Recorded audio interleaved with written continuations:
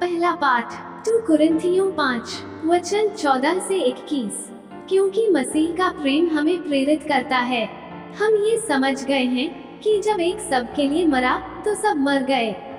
मसीह सब के लिए मरे, जो जीवित हैं वे अब अपने लिए नहीं बल्कि उनके लिए जीवन व्यतीत करें जो उनके लिए मर गए हैं और जी उठे हैं।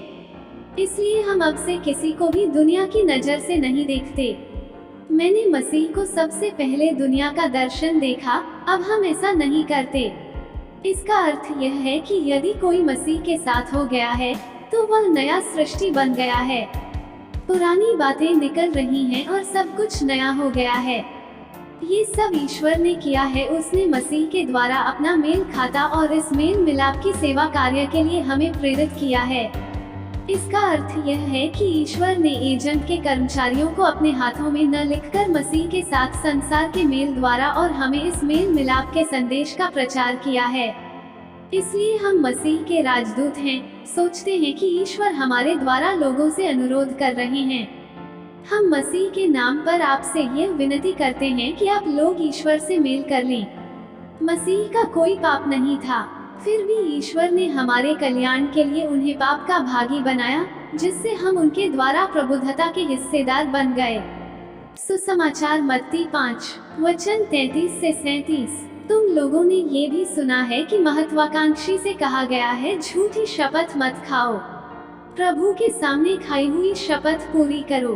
परंतु मैं तुमसे कहता हूँ, शपथ कभी खाने को नहीं चाहिए, न तो स्वर्ग की, क्योंकि वह ईश्वर का सिंहासन है, न पृथ्वी की, क्योंकि वह पावदान है, और न यरूशलेम की, क्योंकि वह राजाधिराज का नगर है, और न अपने सिर की, क्योंकि तुम भी एक बाल सफेद या काला नहीं कर सकते। तुम्हारी बात इतनी हो हाँ के हाँ, नहीं कि नहीं। जो इससे अधिक होता है वह दुष्टता से होता है। मनन चिंतन। आज हम माता मरियम के निष्कलंक हृदय का पर्व मनाते हैं। आज का सुसमाचार हमें बताता है कि हम पवित्र वचनों द्वारा पवित्र किए गए हैं। आज के सुसमाचार के अंशों के अंत में हमें बताया गया है, उसकी माता ने ये सब बातें अपने हृदय में रखी। इसी तरह के अध्याय के वाक्य 19 में हम महत्वपूर्ण हैं। मरियम ने इन सभी बातों को अपने हृदय में रखा। इस प्रकार हम आसानी से हो जाते हैं कि ईश्वर के वचनों को अपने हृदय में संबंधित प्राथमिकता माता मरियम की प्रतिबद्धता थी।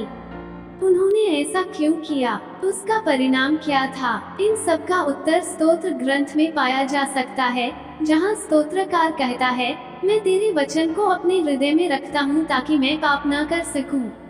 1 यूहन्ना 2 वचन 1 में संत योहन कहते हैं, बच्चों, मैं तुम लोगों को यह इसलिए लिख रहा हूँ कि तुम पाप न करो।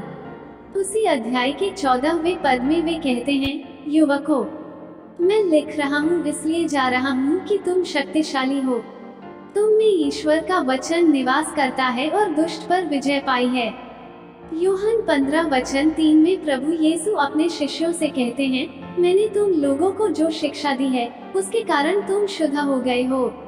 बहुत से लोग अपने जीवन में पापमय प्रवृत्तियों के विरुद्ध संघर्ष करते रहते हैं। आज का सुसमाचार सभी पापों से छुटकारा पाने का मार्ग प्रस्तुत करता है, ईश्वर के वचनों को अपने हृदय में प्राप्त करने के द्वारा। उसके कारण तुम शुद्ध हो गए हो। बहुत से लोग अपने जीवन में पापमय प्रवृत्तियों के विरुद्ध संघर्ष करते रहते हैं। आज का सुसमाचार सभी पापों से छुटकारा पाने का मार्ग प्रस्तुत करता है, ईश्वर के वचनों को अपने हृदय में प्राप्त करने के द्वारा। उसके कारण तुम शुद्ध हो गए हो। बहुत से लोग अपने जीवन में पापमय प्रवृत्तियों के विरुद्ध संघर्ष करते रहते हैं। आज का सुसमाचार सभी पापों से छुटकारा पाने का मार्ग प्रस्तुत करता है, ईश्वर के वचनों को अपने हृदय में प्राप्त करने के द्वारा। आमीन।